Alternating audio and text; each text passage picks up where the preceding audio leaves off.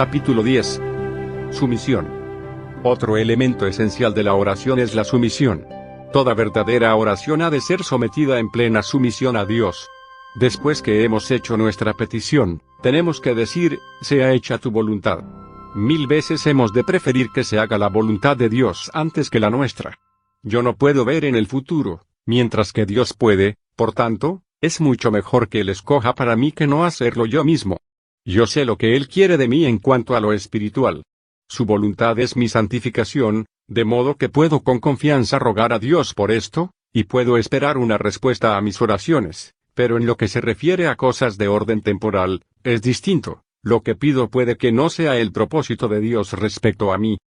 Como alguien ha dicho, puedes estar convencido de esto, la oración no significa que yo he de hacer descender a Dios al nivel de mis pensamientos y planes, y que Él doblegue su gobierno según mis ideas tontas y superficiales y aún a veces pecaminosas. La oración significa que yo me he de elevar en sentimiento al unísono en los designios de Él, que he de entrar en su consejo, y ejecutar sus propósitos plenamente. Me temo que a veces pensamos en la oración con un carácter completamente opuesto, como si con ella persuadiéramos o influenciáramos a nuestro Padre Celestial a hacer todo lo que hay en nuestra mente, lo que realizarían nuestros propósitos míopes. Estoy convencido de esto, que Dios sabe mejor lo que me conviene que yo mismo, y lo que conviene al mundo, y aunque estuviera en mi poder decir, sea hecha mi voluntad, preferiría decir, hágase tu voluntad. Se dice que una mujer que, estando enferma, se le preguntó si preferiría vivir o morir, a lo que contestó, sea lo que Dios quiera. Pero, insistió aún no, si Dios pusiera la decisión en tu mano, ¿qué escogerías? De veras que se lo preguntaría para que me dijera cuál sería mejor. El hombre que ha sometido su voluntad a Dios, puede hacer siempre la voluntad de Dios.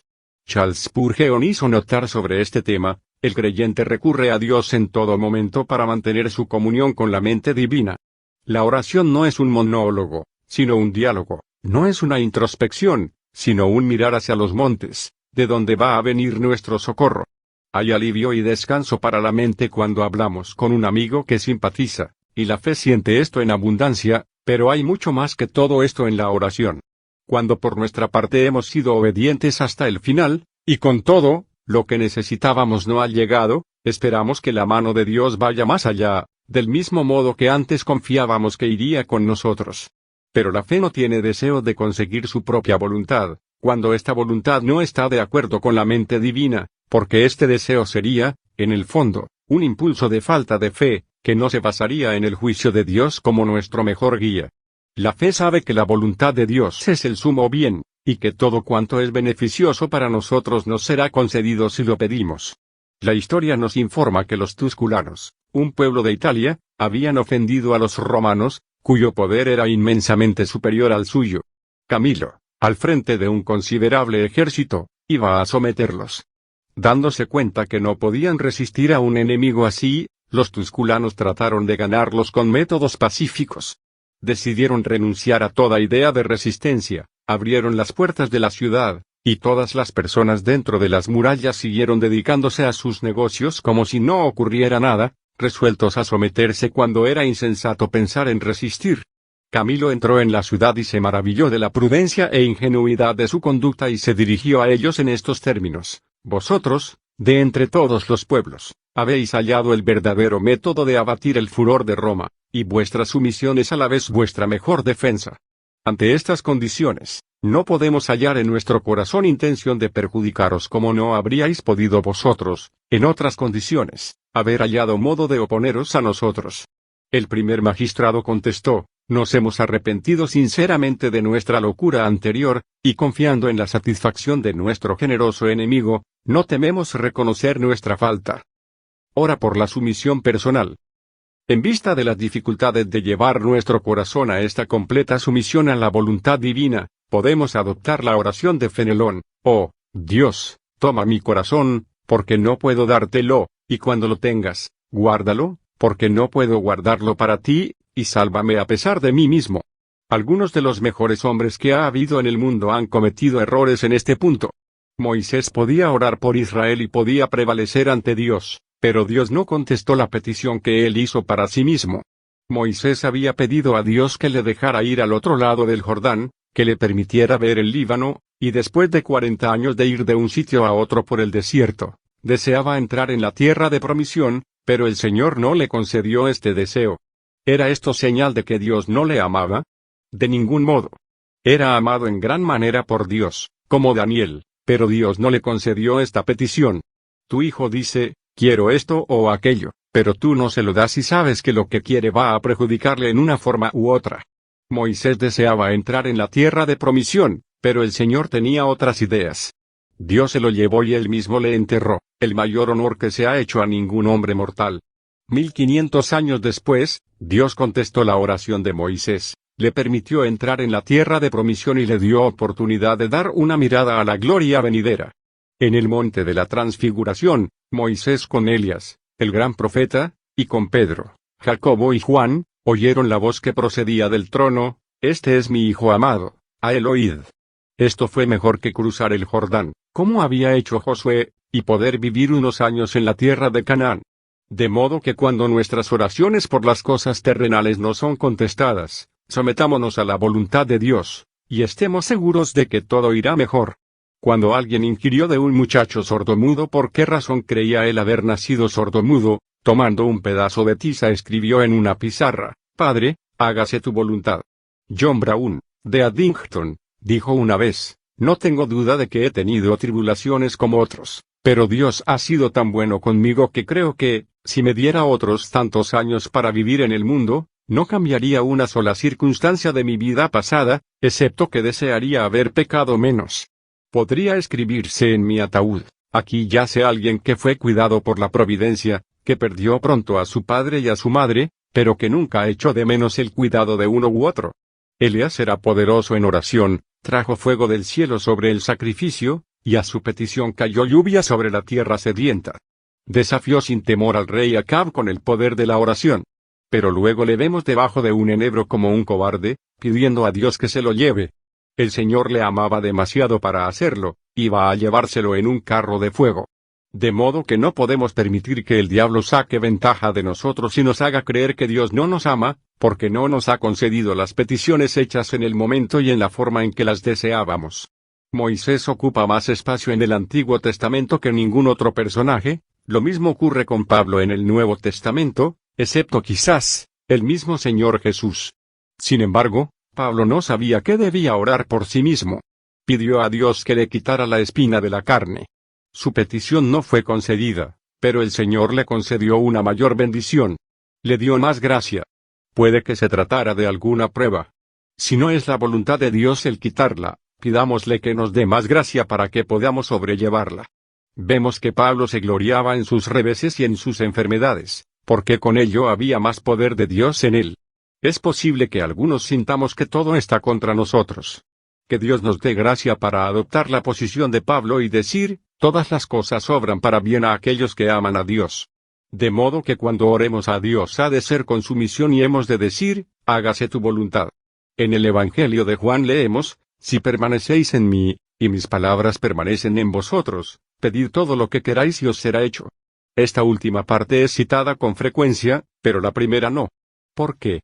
Porque hay muy poco permanecer en Cristo en nuestros días. Vamos y le visitamos de vez en cuando, esto es todo.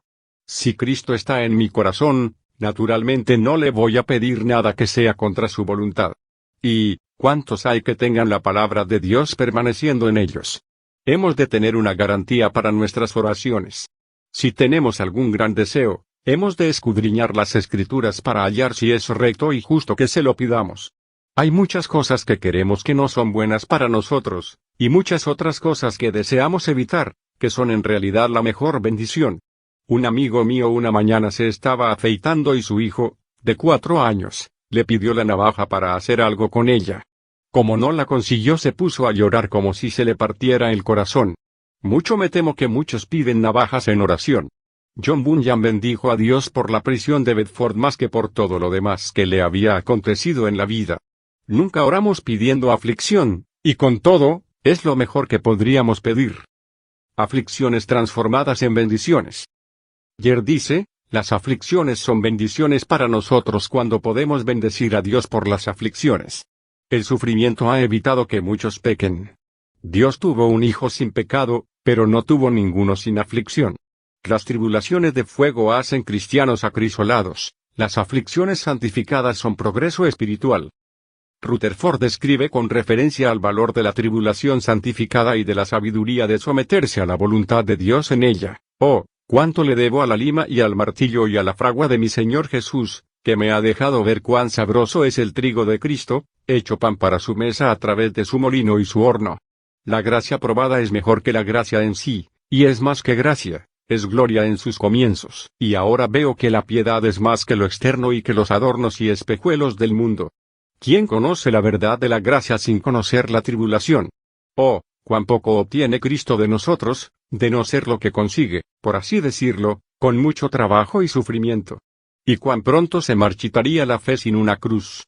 Cuántas cruces mudas han sido puestas sobre mis hombros que no tenían lengua para contar de la dulzura de Cristo, y ésta la tiene. Cuando Cristo bendice sus cruces dándoles lengua, respiran el amor de Cristo, su sabiduría, ternura y cuidado para nosotros. ¿Por qué debería de sobresaltarme si el arado de mi Señor está haciendo profundos surcos en mi alma? Sé que no es un labrador ocioso, Él se propone recoger cosecha. Oh, que este terreno yermo pueda ser hecho fértil para dar una abundante cosecha para Él, que lo ha cultivado con tanto esmero, y que este barbecho sea roturado. Porque me sentí yo, un insensato, agraviado por el hecho que Él pusiera una guirnalda de rosas sobre mi cabeza, la gloria y el honor de ser un fiel testigo. Ahora ya no deseo hacer más rogativas ni peticiones a Cristo. En realidad Él no me ha hecho perder nada por lo que sufro ahora, no me debe nada, porque mis cadenas son dulces y cómodas, pues sus pensamientos están conmigo, en los cuales hallo recompensa suficiente y premio. Cuán ciegos son mis adversarios que me han enviado a la casa del banquete, a la bodega, al festín exquisito de mi amado Señor Jesús, y no a una cárcel o al destierro. Podemos cerrar nuestros comentarios del tema con estas palabras del profeta Jeremías, en Lamentaciones: bueno es Jehová para los que en él esperan, para el alma que le busca. Bueno es esperar en silencio la salvación de Jehová. Bueno le es al hombre llevar el yugo desde su juventud. Que se siente solo y calle, porque es él quien se lo impuso, ponga su boca en el polvo por si aún hay esperanza, dé la mejilla al que le hiere, y sea colmado de afrentas. Porque el Señor no desecha para siempre, si aflige, también se compadece según la multitud de sus misericordias, porque no humilla ni aflige por gusto a los hijos de los hombres. ¿Quién será aquel que haya hablado y las cosas sucedieron? ¿No es el Señor el que decide? ¿De la boca del Altísimo no sale lo malo y lo bueno? ¿Por qué se lamenta el hombre? Que sea un valiente contra sus pecados. Escudriñemos nuestros caminos, y examinémoslos y volvámonos a Jehová. Levantemos nuestros corazones sobre nuestras manos al Dios que está en los cielos. Lamentaciones 3:25, 33, 37, 41. Sumisión. Óyeme, oh Dios, y si mi labio osa murmurar de tu mano, enséñame a sacar y echar fuera esta idea y a doblar mi rebelde voluntad. Y aunque ya derramé abundantes lágrimas por mis ídolos, un templo de ruido, y tú estás en él, purifícame ahora, y enséñame a decir, sea hecha solo tu santa voluntad. ¿Qué puedo yo traerte que sea mío? Juventud de aflicción, solo pecado. ¿Qué puedo colocar sobre tu altar? Tan solo la esperanza del perdón. Cuando así suplicante a ti me inclino, todavía me atrevo a alzar los ojos y reclamar lo que tú has prometido, que no rechazarás al corazón contrito. ¿Qué voy a darte?